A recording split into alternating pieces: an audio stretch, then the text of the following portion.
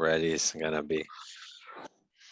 Okay, we're live. It's February 25th, 2022. I'm saying days seems like, or weeks seem like days now. Feels like we did one of these yesterday. It does feel like that. Well, when the market's been like it's been, it keeps us busy, doesn't it? It definitely does. I mean, this, I've been thinking about last year, right? Last year was pretty sanguine. Like people were like, things were just fine. The world is happy, nothing going on. And since January 1st of this year, it's been every day there's something new coming out in the world. Volatility is obviously super high everywhere. Crazy. It's a crazy start to the year. Yeah, definitely. So how do you deal with that from portfolio standpoint, where the market's not as unsure, there's some uncertainty in the world? Like, how do you approach it without kind of any emotion, or just be able to do what you need to do to make sure that you get the result for the clients? Yeah, so it's not to put you on the spot or anything. It's a great question, and I think that one of the answers to that is time frame makes a big difference. So when I'm managing the portfolios and thinking about what's happening in the world, certainly it's easy to get tied up in what's happening, easy to forget what your view and thesis was yesterday, given that something just new has happened, like the invasion of the Ukraine, which we'll talk about. But it's a matter of saying, okay, what's my objective right now, and what am I trying to do? Has anything changed in my view and thesis with this happening, or is it still the same likelihood? And you go back to, really, for me, as you know, and for us, it starts with the macro and the fundamentals. So with the particular invasion, well, that doesn't affect the macro immediately. In fact, it probably speeds up some of the things we've been talking about, which is slowing growth. So if we get higher oil and gas prices, we're going to get growth slowing faster. As you know, the US is 70+% consumption based in their GDP. So so long answer to saying, you have to say, has anything changed? Obviously the market's doing some things.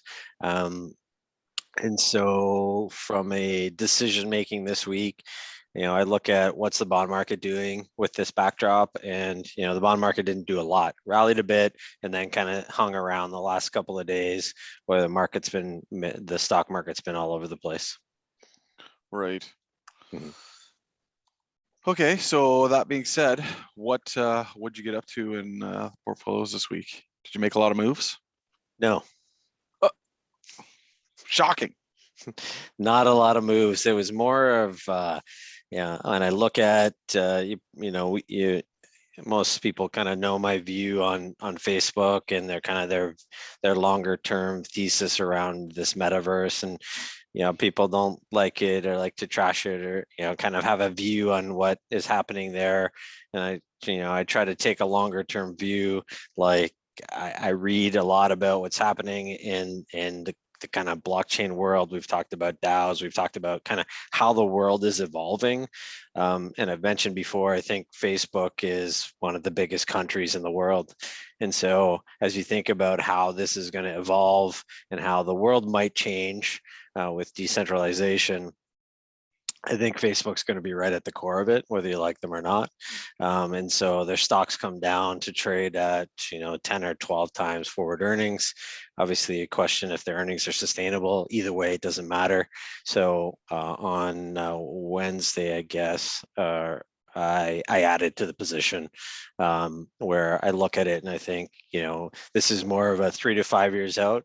If this isn't up 3 times from here, I'd be shocked. So what happens to it over the next 3 weeks to 3 months is less important to me when I'm looking at the entry here. But from a big picture, what I've been doing, still been buying bonds, still in US dollars, still have gold in portfolios. This is still the bedrock for what I think you need to have right now, given what's happening in the macro. Gotcha. Yep.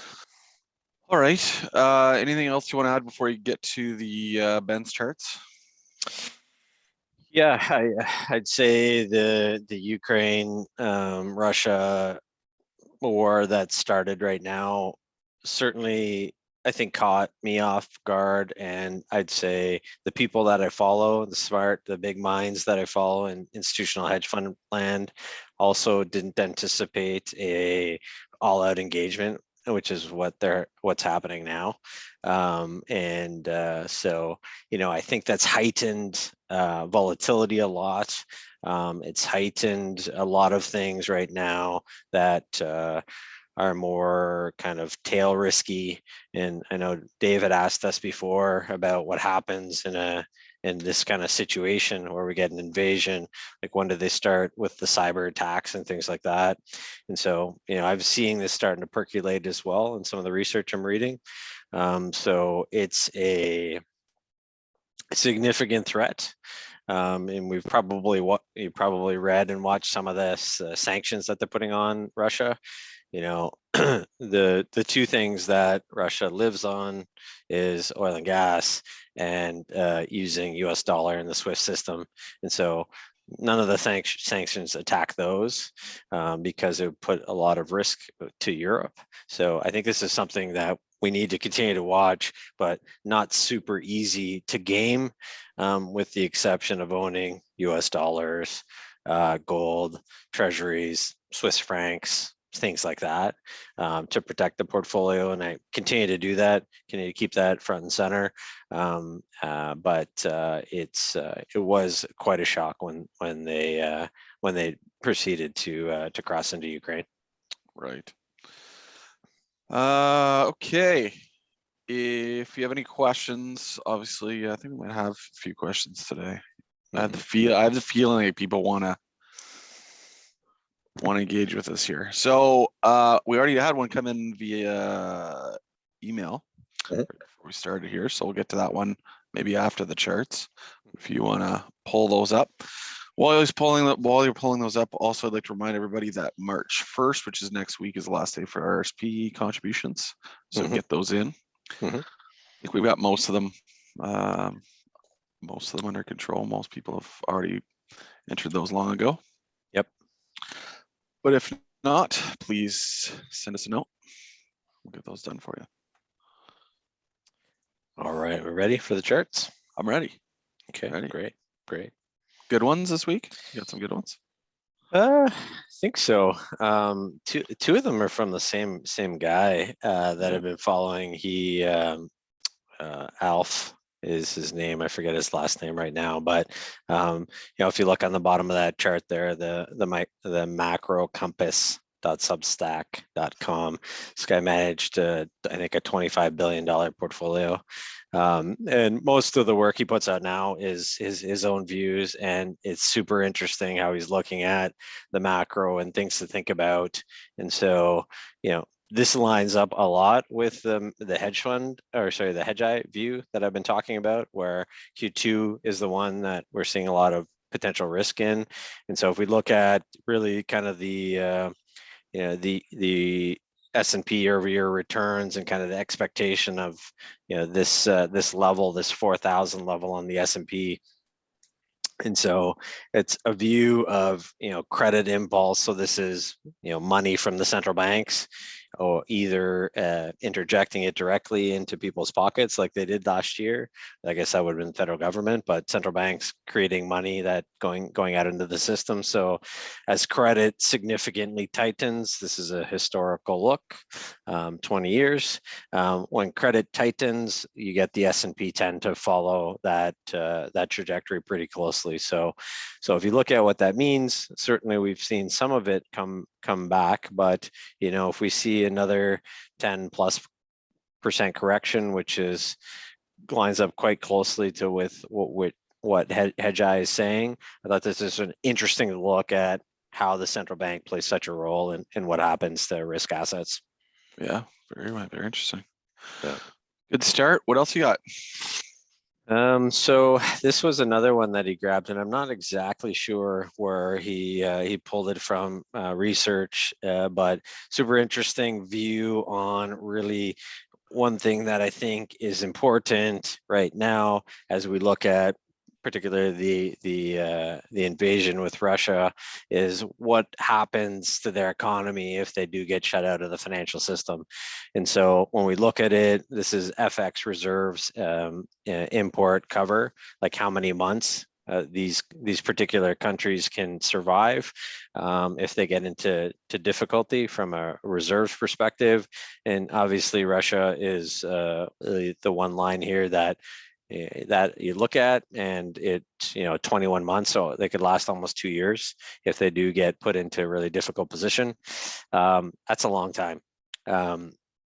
And it does look a lot like, they've been building themselves into a position where they have a lot of flexibility. And so it's a bit of a scary thing to look at, but certainly something that grabbed my attention when I looked through it. Of course, the other place that grabs your attention as well is China continues to be in a strong position from a perspective, is they got a lot of reserves that they could last a long time if they ever got put into a difficult position. And total debt to GDP is another thing that you look at. Again, some of these countries are very low still, like Russia's a low one. And so that was interesting. The other sidebar was what investable countries are here, and kind of the two standouts were India and Indonesia. They look really good. Debt to GDP, super attractive, really interesting from a longer term perspective. So I thought this was an interesting way to look at emerging markets, but Russia was part of the reason that this jumped to my attention. Yeah, awesome. Yeah. Last one. So this is the Binance Smart Chain ecosystem. And so part of why I bring this up here is I think we've spoken about Overstock a number of times, and Overstock has the ownership in tZERO, which was kind of a tokenization platform that they launched a number of years ago. And so they had a great announcement this week, which I referenced in my daily, which is they went into partnership with ICE, which is International Exchange. So super interesting opportunity. Overstock is up about 30% since this news was announced. But why I brought up this Binance kind of ecosystem is, there's been lots of talk about the cost to operate on blockchain. And so, Ethereum really had the leadership. And then they've kind of lost it a little bit because it's been very expensive to transact on these different blockchains. And so Binance launched their version of kind of tokenization, I think about 6 months ago, and it went from a couple of transactions and it exploded to something like 30 billion transactions. And what I thought was interesting about this, and Solana has a similar chart which we could show another time, but it just shows you the amount of companies that are kind of building systems to support the future kind of tokenization. And so like these are all really unique, interesting companies, and I'm pointing to it over here because I got it on this screen, but interesting companies that are starting to grow and build. Binance has announced a partnership as well with a SPAC, which is something we could talk about another time, but it's interesting to see the kind of the infrastructure and the technology that's moving so fast that we need to pay attention to. Yeah, that's a great chart. Interesting too. I don't know if people noticed with your daily, you switched up from the COVID charts to the Web 3.0 charts daily. So that's those are my favorite charts right now. Yeah, we've made a new commitment, much better than the COVID one. It's positive, innovative, even better. Yes, exactly. And I'd also like to admit that we're getting pretty Twitter famous there. We got some famous people that are retweeting yes your thoughts of the day. was gonna Yeah, say our thoughts of the day, but really you're right though. I was gonna take credit for some of that.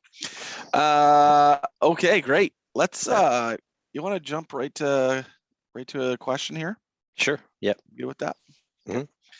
Mhm. What does he say? Eric says, wants us to address the issue of possible or probable stagflation, notably due to war in Ukraine, and if that a problem arises, for how long? Does that make sense? I kind of mumbled through that. Sorry. Yeah, no, I get it. I get it. I get the question, the gist Okay. of the question. Yeah. Okay. Yeah, look, it's and stagflation, as a reminder, is growth decelerating, inflation accelerating. And so really that is the backdrop we have right now. And so if this continues, if it escalates, uh, we've talked a little bit about the percentage of energy that Russia puts into the world, but Ukraine as well is a big producer of agricultural goods, and that would affect commodities. And so depending, I suppose, on the severity of it and the length that this lasts, we could be in that backdrop for a while. And so I'd say that it certainly makes me think about what the impacts would be. And, from an asset class perspective, historically, gold is one of the best performing assets in that stagflation environment. I mean, commodities, agriculture, these are other areas that tend to do well. And so it's certainly something that comes into my thinking. Agriculture is something that I've considered putting back into portfolios, and we owned it on and off last year through DBA, which is the ag index.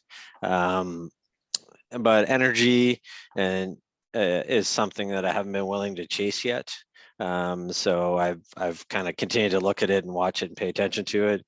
But yeah, it's something that causes me concern, excuse me, concern and something to think about. And it really depends on the length and severity of how this plays out. Gotcha. Yeah. Awesome. All right. Hopefully that answers your question.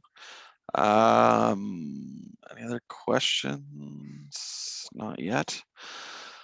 Okay, so what are we looking at moving into the first week of March?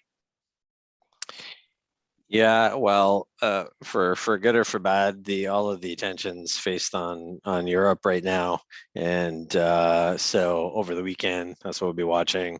One of the things I think we've talked about a little bit, which I don't think I've said on the air or wrote into emails or anything, is just around potential setup for how things could play out for the next couple of months. Because tech has been hit so hard, I've started to think, based on some of the readings that I've been doing, that we might have that setup where we get a reasonable rally in bonds and tech at the same time into a slowing economy, which is strange. So that's starting to come into my thinking and paying attention to that, hence the addition to Facebook this week. So that's something that's changed a little bit in my thinking over the last couple of weeks. But as for the macro attention, it's mostly geopolitical. We had 5 Fed speakers speak on yesterday, actually. And I don't think it was noted anywhere in the media, but all of them continue to stay quite hawkish. And so what that means is that they're going to drive forward at the present time anyways on raising rates. So that continues to line up with my narrative that they're going to do something until it breaks. So yeah, nothing changed too much, but most of the attention around what could potentially be future risk is Ukraine, Russia. All the attention's there until things get settled. Gotcha. Hmm. Okay. Well, no other questions yet. What did you want to wrap us up with? Well, we've had one of the things that we certainly like to do, and the Web 3.0 is a good example, is we like to take feedback from our clients and team and see like what is it that people want. And we've had the feedback around, we'd like to see some more things around financial planning or how the different accounts work, what's the best setup for people when they should look at insurance, things like that. These are all things that we've taken into our thinking, and we've been brainstorming around the best way to deliver that. And so I'd expect some of those things to come out in the next couple of weeks. And certainly we spend a lot of time in this version of talking about what's happened this week, but a lot of the time is spent with doing planning for clients and making sure they're maximizing their different saving strategies. And so we're going to work to deliver that content as well. And so that's something that we've got from client feedback, and we plan to roll that out shortly. Definitely. Good point. Good point. Yeah, we're super excited about that part. And the office is open again. 50 That's O'Connor, right. 50 O'Connor, all the blockades are gone, or most of them, from what I understand. So we got the note today that we're allowed to back in. I think I'm going on Tuesday. Ben is non-committal about when he's going to be back in, which is fine. But yeah. So on that note, anything else? I think that's it. Yeah. Yep. Okay.